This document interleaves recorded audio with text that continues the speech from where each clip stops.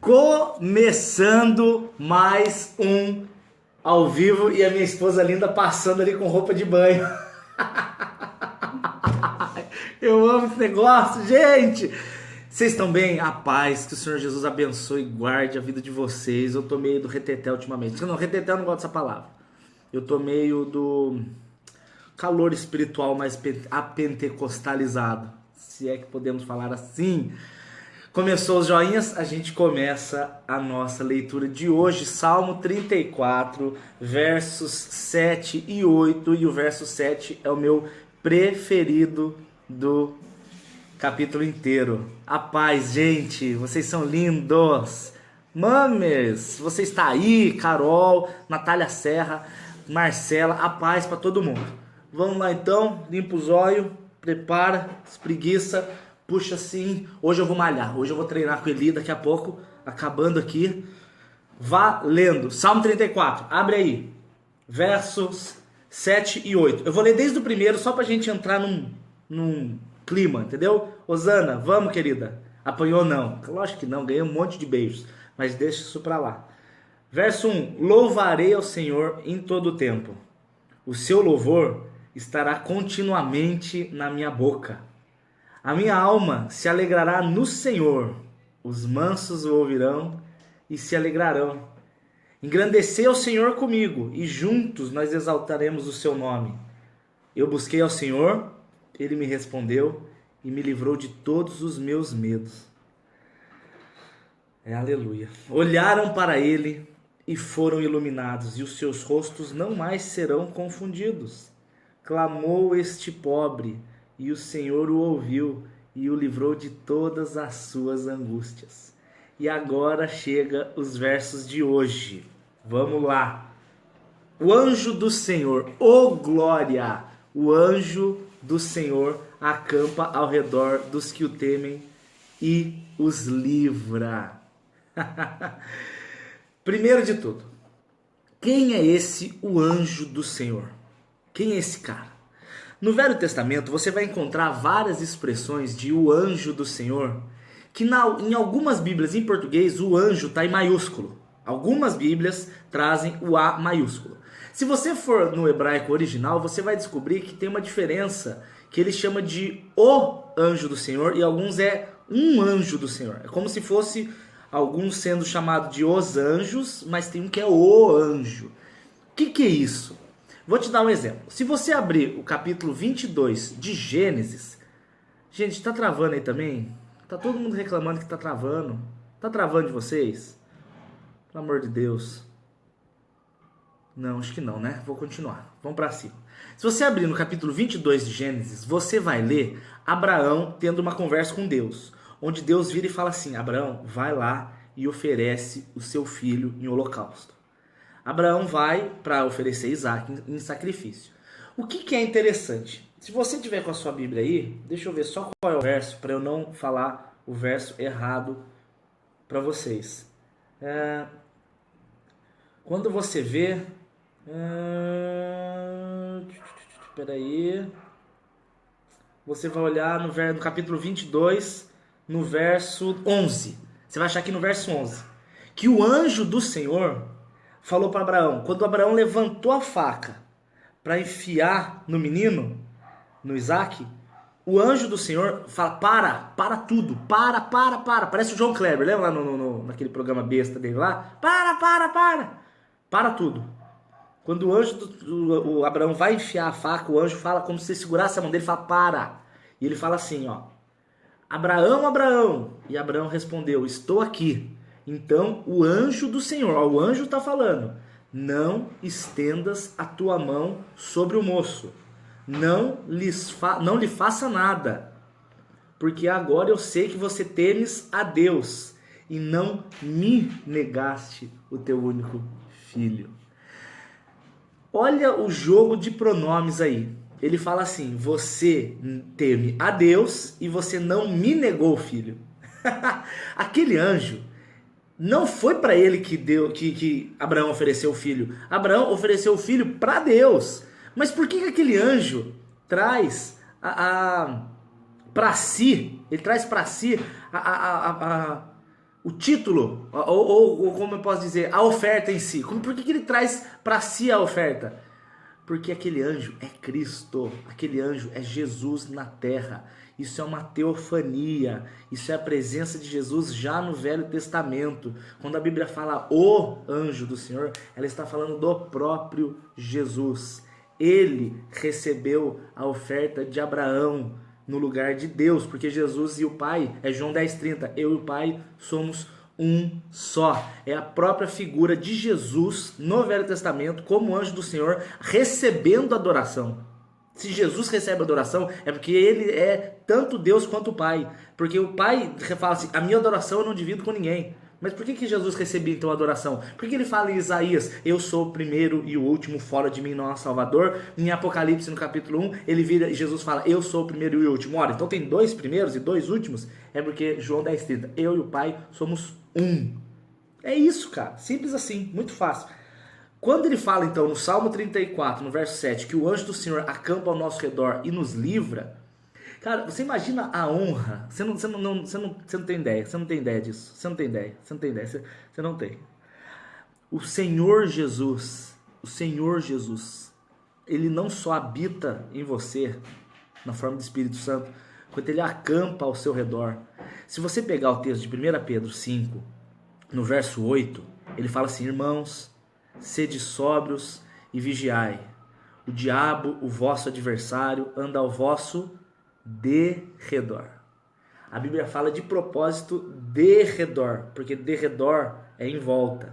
Se você ler o Salmo 34:7, ela fala que o anjo do Senhor acampa ao redor, ou seja, para Satanás ele te pegar, se ele tentar encostar em você, primeiro ele tem que passar pelo anjo do Senhor. E nunca que o maligno te toca se você andar em santidade. Coisa mais linda. É por isso que é o meu salmo, é o meu verso preferido. É o anjo do Senhor acampa ao meu redor. Vamos lá. Verso 8 fala assim: provem e vejam que o Senhor é bom e feliz é o homem que nele confia. Tem gente que entende errado essa palavra do provem. Não é provem de fazer prova de Deus, de botar Deus à prova. Não é isso, é de provar, de sentir o gosto. Prove na sua vida como Jesus é verdade.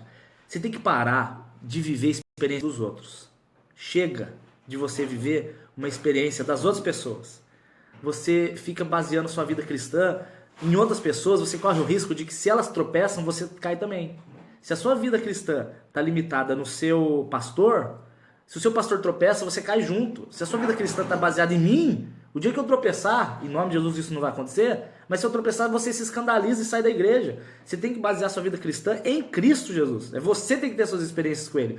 Você tem que ler a sua Bíblia de noite. Você tem que buscar a oração. Você tem que ler sozinho. Você tem que ter sua experiência com Deus. Porque assim você prova que Jesus é verdadeiro. Você tem que pregar para os outros. Você tem que cantar louvores. Você tem que orar pela sua família. Você. Não que você não possa pedir ajuda pelos outros. Lógico que você vai, é maravilhoso. Mas está na hora de você criar a sua intimidade com Deus. Sabe por quê? Porque na hora da aflição, o mundo ele pode tirar o teu emprego, ele pode tirar a tua saúde, você pode perder seus amigos, você pode perder o seu relacionamento, você pode perder seu carro, você pode perder tudo isso. Tudo isso sai. Mas as experiências que você teve com Deus, ninguém nunca vai tirar. Nunca. Nunca suas experiências. Você pode até ignorar, rejeitar, abandonar, se afastar, mas as experiências que você teve com Deus, nunca você vai perder. Por isso que ele fala assim no verso 8, provem e vejam que o Senhor é bom, sinta o gosto de Jesus. Dani, como é que eu faço isso? O busque. Eu recebo tanto e-mail de gente falando sobre relacionamento, né, pedindo ajuda sobre relacionamentos e tal, Dani, tal. As pessoas hoje elas são mais desesperadas pelo amor carnal do que pelo amor de Deus. Eu queria ver as pessoas tão desesperadas para encontrar Jesus quanto elas são desesperadas para encontrar um namorado e uma namorada. Porque Jesus ele se deixa encontrar. Se você o buscar, ele se deixa encontrar. Se você se ajoelhar de madrugada para buscar, se você for para dentro do seu quarto e se for dentro do seu carro e ligar um louvor e fechar os olhinhos e falar: Senhor Jesus, você é real, você está aí, cuida de mim. Você vai se sentir abraçado por um amor paterno tão sublime e anormal que é impossível você dizer que Jesus é mentira. Só que você não faz isso, porque você vive uma vida baseada nas experiências dos outros. Você acha bonito ver os outros falando, mas tá na hora de ter a sua. Jesus não chamou ninguém para ser cauda, ele chamou você para ser cabeça. Provem e vejam que o Senhor é bom, e feliz é o homem que nele confia. Esses foram os dois textos de hoje, Salmo 34, verso 7 e verso 8. E aí, ficou alguma dúvida? Quer perguntar alguma coisa? Dani, é válido fazer propósitos? Boa pergunta, Jéssica, gostei. Olha só, você não vai fazer Deus te amar mais ou menos dependendo do propósito que você fizer, tá? Isso é fato. Outra coisa, você não vai comprar Deus fazendo propósitos. Deus, se eu fizer jejum, você vai dar aquilo que eu não tenho? Não, não é assim que funciona. Os propósitos e os jejuns, eles servem como disciplinas abençoadoras. O que são disciplinas abençoadoras? São várias maneiras que a palavra de Deus te dá de você se encher mais de Jesus. E se enchendo mais de Jesus, você fica mais íntimo da voz do Espírito e aí você vai saber que decisão tomar. Se eu virar para Deus e falar assim, Deus, eu vou ficar uma semana sem comer chocolate, o que isso vai mudar? Você vai ficar saudável, isso é fato. Mas o que vai mudar para Deus? Deus vai olhar para mim e falar, realmente o Dani ficou uma semana sem chocolate. Realmente agora eu vou começar a abençoar a vida dele. Não é assim. Os propósitos tem que ter um porquê. Você tem que falar assim, ó, eu vou abrir mão de chocolate, mas no lugar de comer chocolate eu vou orar. Ou eu vou abrir mão de dormir 1 hora de sono para ler 1 hora de Bíblia. Isso é um propósito válido. Por que as pessoas não fazem? Ah não, meu propósito agora é pregar para uma pessoa por semana. Abrir mão da minha vergonha, mas as pessoas não fazem. Eu vou abrir mão de chupar chiclete por 1 mês para Deus me abençoar. Eu não vejo o menor sentido nisso. Mas se você fizer e você acha que isso te aproxima de Deus, quem sou eu para falar, né? Fato. Outra pergunta aí. Diz paz para mim, paz Ju Santana, que o Senhor Jesus abençoe tua vida e te guarde. Dani, estou ajudando um dependente químico a se libertar. Que palavra eu devo ler para ajudar nessa luta? Querida, a palavra específica para ele, uma palavra, um texto específico que você quer? Eu não entendi a pergunta. Se você puder fazer de novo aí, Ali Machado. Porque o dependente químico, na verdade, o que você tem que trazer para ele é a certeza de que Jesus perdoa ele, que Jesus é poderoso para libertar ele, que Jesus tem uma vida nova para ele. Isso é fato. Você pode começar lá em Coríntios 5,17. Isso para eles é demais. Eles ouvirem que Deus os ama, que você os ama, que você não os julga, que Deus não os julga, que para eles há salvação do mesmo jeito que houve para você, que a droga ela é um inimigo a ser vencido e é possível ser vencido. Estou vendo toda semana pessoas vencendo. E que em Jesus dá a oportunidade de uma vida nova totalmente melhor. Toda outra vida, nem se compara. Dani, hoje eu ouvi você acha que oferta deve ser dada a pessoas necessitadas ou entregues no altar? Depende, cara. Tanto o altar quanto as pessoas necessitadas precisam de dinheiro. As pessoas hoje elas dizem, o dízimo não sei o que, o dízimo não sei o que, se tá na lei, se não tá na lei, o dízimo é antes da lei, Abraão deu o dízimo e o dízimo vem antes de Moisés, no Novo Testamento não fala de dízimo. Querido, eu não vou nem entrar nesse assunto, mas eu vou fazer uma pergunta para você. Quando você vai na igreja, você senta numa cadeira que alguém comprou. Quando você vai no banheiro da igreja, você limpa o bumbum com papel higiênico que alguém comprou. Você bebe água no bebedouro que alguém está pagando aquela água. Você lê a sua Bíblia com a luz do teto acesa que alguém está pagando aquela luz. O microfone, a caixa de som, a limpeza da igreja, às vezes a igreja que serve comida, tudo isso saiu do bolso de alguém. Seria um extremo egoísmo da sua parte você achar que você tem que frequentar o templo e não vou ajudar em nada, porque afinal de contas eu estou no período da graça, não sei o que, papo furado. Você tem que ajudar sim, você tem que ofertar sim. 2 Coríntios 9, Deus ama quem dá com alegria e quem dá mais é mais abençoado. Só que se você der pensando em receber, você já perdeu a sua bênção, porque aí é ganância, é tramóia, você acha que você está comprando Deus, tá entendendo? Que mais? Hoje eu tô com fogo, gente. Dani, como eu sei que é a voz do Espírito Santo? Bianca, você só vai saber que é o Espírito Santo falando com você quando você sentir aquele fogo dentro de você que você não explica. São certezas que você tem por estar muito íntima de Jesus. Você está tão íntima de Jesus que as certezas que você tem sobre as decisões a serem tomadas, ainda que o mundo inteiro fale não faz, você fala eu vou, porque eu sei, Jesus falou comigo. Só que se você não estiver muito íntima de Jesus, você vai confundir com a voz do teu coração. Normalmente a voz do Espírito, ela não é o que a gente quer fazer. Normalmente. Eu falo, Senhor, eu tô com vontade de fazer tal coisa. O Espírito fala, não, é pra lá. Você fala, eita, é Deus falando várias vezes. Senhor, eu não quero pra aquele lugar pregar, eu tô cansado. Deus fala, vai. Aí você vai. Senhor, eu não quero, ter que trabalhar, tô cansado. Vai, você vai. Ouvir a voz do Espírito, você tem que estar com muita intimidade. Senão você vai ficar correndo atrás do seu coração e das suas próprias vontades. Dani, você ia falar sobre laços de alma hoje. Eu vou falar no vídeo de amanhã. Sexo antes do casamento, laço de alma, prisão emocional. Por que pessoas que fazem sexo antes de casar não conseguem largar o namorado, não conseguem largar o namorado, fica trauma, fica... Ixi, isso vai ser amanhã. Vai ferver. Aproveitando o momento político, o que você acha de um padre ou pastor defendendo um determinado candidato? Cara, se ele defender, ele vai ter que assumir todos os erros e besteiras que o cara fizer. Se algum dia eu levantasse a bandeira para algum político e falasse, ó, eu, Dani, Saad, que eu não vou fazer isso, defendo fulano. Tudo que aquele fulano fizer de besteira, a culpa vai ser minha. Então eu tenho que ter muita certeza do que eu estou fazendo. Muita certeza. E quando você descobre que trabalha tanto na obra, oferta e descobre que os aluguéis não estão sendo pagos. Aí, filha, você está trabalhando para um bando de ladrão, para um bando de lobo devorador, safado, sem vergonha e nojento, que Jesus Cristo vai fulminar no último dia. Porém, o seu coração sincero, o Senhor Jesus está vendo, ele recebeu a sua oferta, ele recebeu a sua adoração. Fique em paz. Fique em paz. Dani, o que é o negue-se a si mesmo? Boa, Maurício. Negue-se a si mesmo é quando você para e você tem um desejo. Estou com vontade disso, qualquer coisa. Só que aí você descobre, ou alguém te fala, ou você aprende, ou você lê na Bíblia, que é o mais normal, que aquele desejo que você está tendo, aquela vontade está errada.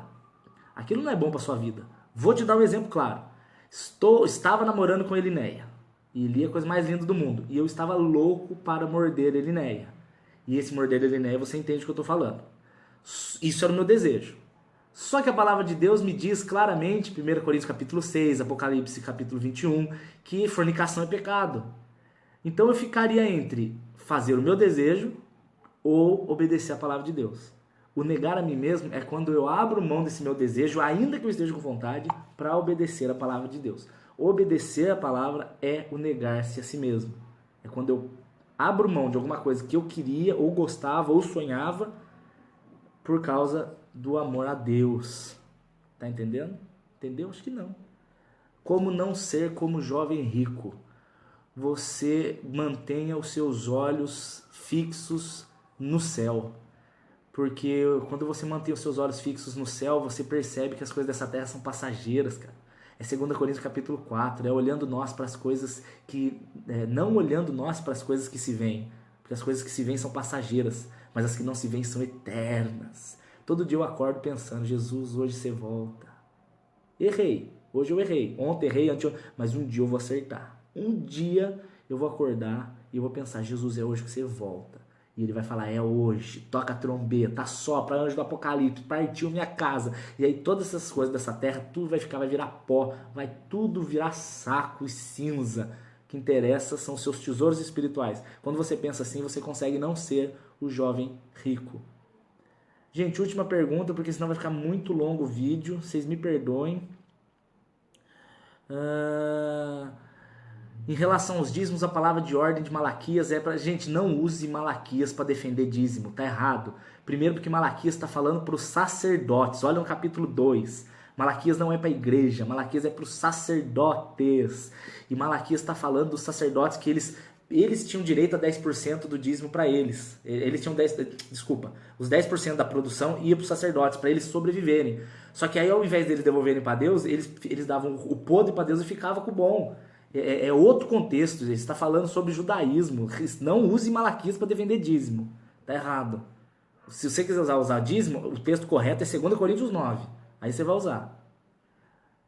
Dani, como eu faço para ajudar um amigo que cresceu na igreja, mas desviou e tem atração com pessoas do mesmo sexo?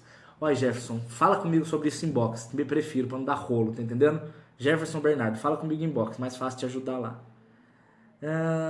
Gente, a Bíblia tem que começar... Última pergunta que eu vou responder. Fátima Ribeiro. A Bíblia tem que começar a ser lida de Gênesis? Por favor, não. Não faça isso. Você comece a Bíblia em Mateus. tá? Mateus, Marcos, Lucas e João. Lê primeiro esses 4. Depois que você aprender de verdade quem Jesus é, você vai ler Atos. Aí você vai entender o que é igreja. Depois que você entender o que é igreja lendo Atos, você vai ler Romanos, para você entender o que é salvação pela fé, o que é justificação. Você vai ler Romanos. Depois que você ler Romanos, aí você vai ler 1 Coríntios para você entender o que são os dons. Você vai ler 2 Coríntios para você entender o que é o perdão. Aí você vai ler Gálatas para você entender o que não é religiosidade. Aí você vai ler Efésios para você aprender sobre as armaduras contra o inferno. Aí você vai ler Filipenses para você entender o que é postura de Cristo. Aí vai embora o resto do texto, porque se você terminar Filipenses, filho, você já está podendo pregar o evangelho para as nações, porque vai ser crente assim lá em casa, né? Depois que você lê o novo, aí você vai ler o velho, e aí você vai ter base para entender o Velho Testamento. Mas não comece por Gênesis, é horrível. Você vai chegar em Levítico e Números, você vai parar. É o que 90% das pessoas acontece.